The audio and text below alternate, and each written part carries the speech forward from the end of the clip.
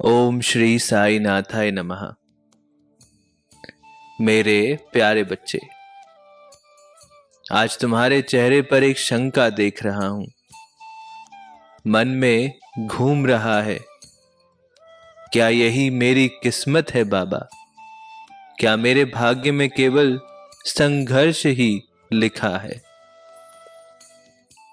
एक बात स्पष्ट समझ लो, तुम्हारे भाग्य में केवल अच्छा ही लिखा है।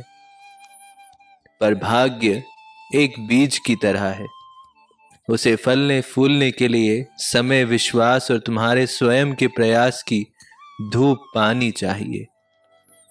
तुम उस माली की तरह हो जिसे सबसे सुंदर फूल का बीज दिया गया है।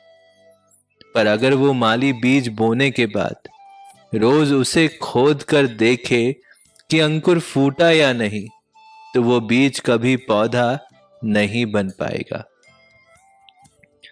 तुम्हारा विश्वास, तुम्हारी साधना, तुम्हारा ईमानदार कर्म, यही वो मिट्टी है जिसमें तुम्हारे भाग्य का बीज पनपता है।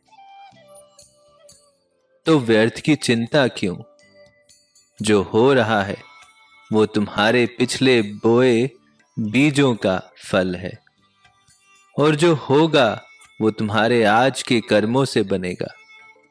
भाग्य को दोष मत दो, भाग्य को समझो। वो एक नदी की धारा की तरह है। तुम्हारा कर्म उस नदी में डाला गया वो संकल्प है जो धारा की दिशा बदल देता है।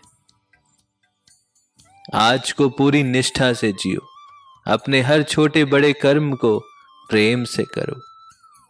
चाहे वो घर का काम हो, ऑफिस का काम हो, या किसी की मदद करना हो, यही तो तुम्हारा असली कर्म है। जब तुम अपना कर्म ईमानदारी से करोगे तो देखना, भाग्य स्वयं ही तुम्हारे पक्ष में हो जाएगा। और हां, एक बात और, तुम्हारे भाग्य में जो लिखा है वो तुम्हारी सोच से कहीं बड़ा और सुंदर है। तुम्हारी छोटी सी इच्छा पूरी नहीं होती तो निराश मत होना।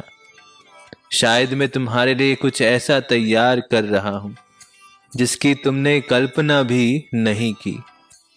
उस विश्वास के साथ आगे बढ़ो। तुम सोचते हो तुम अकेले हो, नहीं बच्चे, तुम्हारा भाग्य लिखने वाला हाथ मेरा हाथ है, और मैं तो हूं ही हमेशा तुम्हारे साथ। मैंने तुम्हारे नाम के आगे आगे सुख, शांति और समृद्धि लिख दी है। बस तुम्हें उस रास्ते पर चलते रहना है जो सच्चाई और कर्तव्य का है। इसलिए आज से ये शोक छोड़ दो कि मेरे भाग्य में यही था।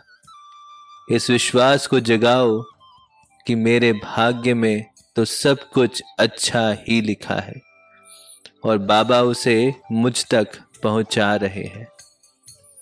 मेरा आशीर्वाद तुम पर है। तुम जहां कहीं भी हो, मेरी कृपा तुम्हें छुएगी, तुम्हारा मार्ग प्रकाशित करेगी। सब पर मेरी ममता बनी रहे। सबका मालिक एक। जय साईं राम।